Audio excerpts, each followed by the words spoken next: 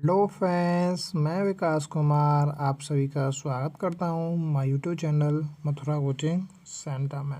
तो दोस्तों, आज हम देखने वाले हैं एसएससी जीडी के लिए दोस्तों टॉप 5 मैथ के क्वेश्चन। ओके, इससे भाई पहले मैंने 85 पार्ट करा दिए हैं, अगर वो नहीं देखे हैं तो उन्हें जाकर जरूर देखना। चलिए आज की क्लास स्टार्ट करते हैं बिना देरी के। देखिए क्वेश्चन नंबर 1 हमारा जो स्क्रीन पर आ चुका है। देखिए क्वेश्चन नंबर 1 हमारा क्या कहना चाहता है। देखिए संख्या यहाँ पर दोस्तों लिखी हुई है 3*740 में स्टार का न्यूनतम मान इस प्रकार ज्ञात कीजिए कि वह 12 से विभाज्य हो। ठीक है, किससे विभाज्य हो भाई? 12 से। ठीक है भाई, यहाँ पर आपको संख्या दे रखी है 3, यहाँ पर कोई एक स्टार सा बना हुआ है इस प्रकार से 740। ठीक है, उसने पूछा है आपसे ये संख्या अगर 12 से विभाज्य है तो दोस्तों इस स्टार का मान क्या होने वाला है, वो दोस्तों बोला है उसने न्यूनतम मान।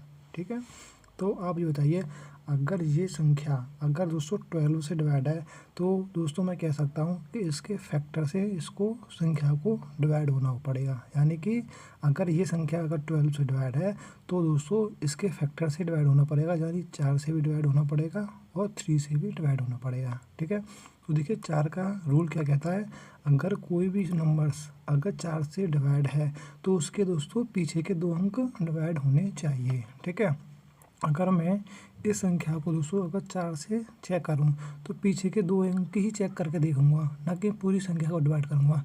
तो मैं दोस्तों 40/4 करूंगा तो दोस्तों ये संख्या दोस्तों डिवाइड हो रही है। क्यों हो रही है? क्योंकि दोस्तों मैंने पीछे के 2 अंक डिवाइड करके देखे इसलिए।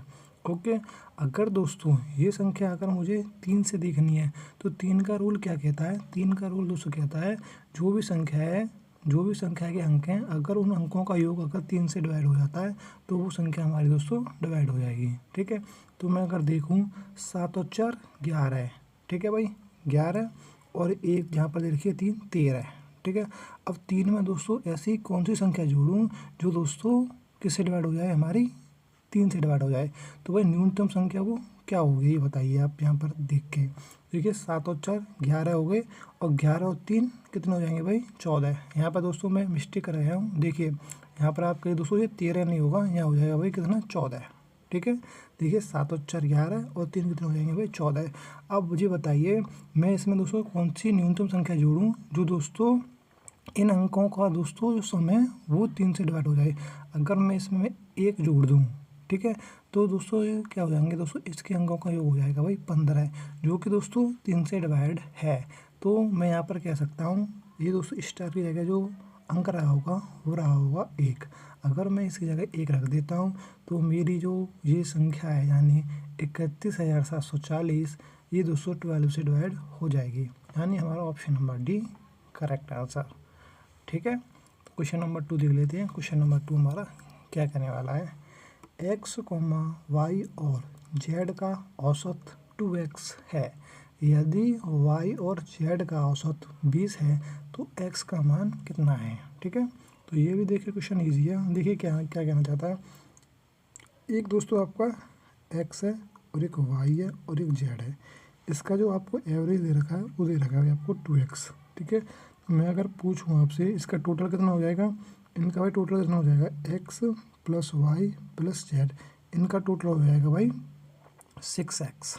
ठीक है, इतना तो भाई आप जानते होंगे। भाई इसका क्या मतलब होता है, एवरेज का मतलब क्या होता है, x का भी मान 2x है, y का भी मान 2x है और z का भी मान 2x है। अगर इनका टोटल करूँगा तो भाई कितना हो जाएगा, ये हो जाएगा भाई आपका 6x। ठीक है, और y प्लस z का आपको यहाँ पर देख रखा है भाई औसत 20 दे रखा है, तो यहाँ पर भाई टोटल कितना हो जाएगा, y plus z equal to जो हो जाएगा भाई आपका 40।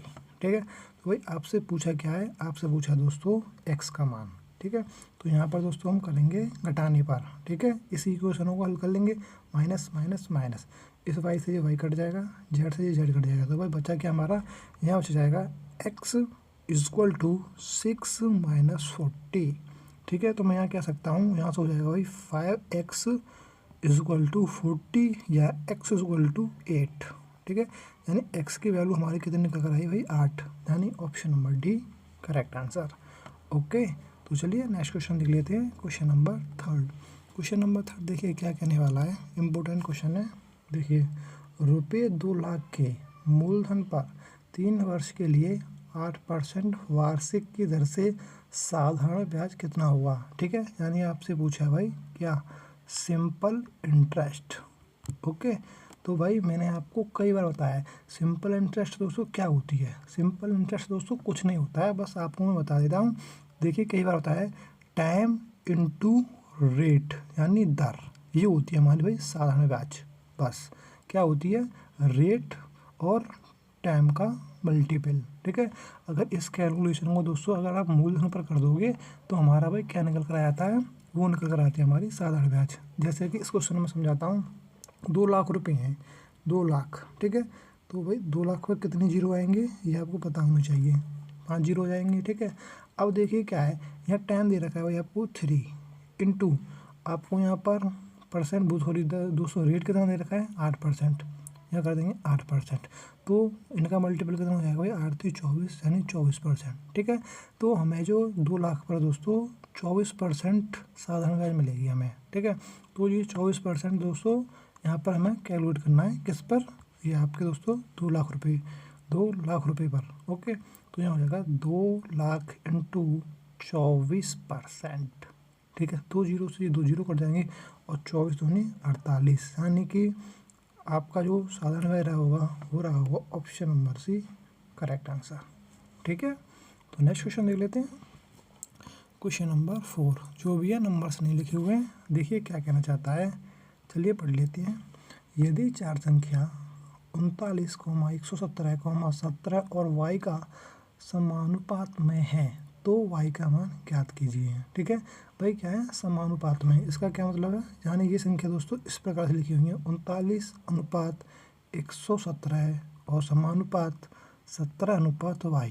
ठीक है, तो ये इस प्रकार से लिखी हुई हैं। तो दोस्तों हम क्या करेंगे, इनको लिख सकते हैं दोस्तों 39/117 इक्वल टू 17/y। ठीक है, तो ये कैलकुलेशन क्या हो जाएगी भाई हमारी, y इक्वल टू कितना हो जाएगा भाई 17 इंटू 117/39। ये भाई आपको कैलकुलेशन करनी है, हमारा y का मान यहाँ से निकल आएगा। ठीक है, कर लेते हैं, 13 3 39, 13 नंबर 117 और 3 से 3 टाइम कट जाएगा 9, तो यहाँ हो जाएगा भाई y इक्वल टू 51। ओके, जैसा कि ऑप्शन नंबर बी हमें दे रखा है। तो चलिए भाई नेक्स्ट क्वेश्चन देख लेते हैं। नेक्स्ट क्वेश्चन दोस्तों हमारा क्या कहने वाला है, क्वेश्चन नंबर 5। क्वेश्चन नंबर जो 5 है भाई, ये क्वेश्चन है भाई आपका किससे, बोर्ड मार्क्स से संबंधित है। ठीक है भाई, अगर आप SSC GD की तैयारी कर रहे हो तो आप अपने एक दिमाग में बात बैठा लो कि आपका दोस्तों मैथ के पोर्शन में ऐसा हो नहीं सकता है कि आपको दोस्तों 2 क्वेश्चन बोर्ड मार्क्स से ना मिले। ठीक है, एक तो क्वेश्चन दोस्तों मिलना ही मिलना है। ठीक है, ज़्यादा से ज़्यादा आपको 2 क्वेश्चन मिल सकते हैं। ठीक है, एक क्वेश्चन तो भाई आपका कहीं नहीं गया है। ठीक है, तो ये क्वेश्चन है भाई आपके लिए। ठीक है, तो भाई बोर्ड मार्क्स को ज़्यादा हल्के में नहीं लेना है आपको। ठीक है, प्रैक्टिस करनी है। तो ये क्वेश्चन मैं आपको प्रैक्टिस के लिए देता हूँ, और इस प्रकार के क्वेश्चन दोस्तों बोर्ड मार्क्स से संबंधित GD में मिलेंगे आपके तुम्हें 2025 में। ठीक है, तो ये क्वेश्चन है भाई मेरा होमवर्क के लिए। ओके, तो देखिए अगर आपने यहाँ पर वीडियो देखी है तो भाई इस क्वेश्चन का आप कमेंट में उत्तर देना। ठीक है, चलिए अगली वीडियो में मिलते हैं, जब तक के लिए जय हिंद जय भारत।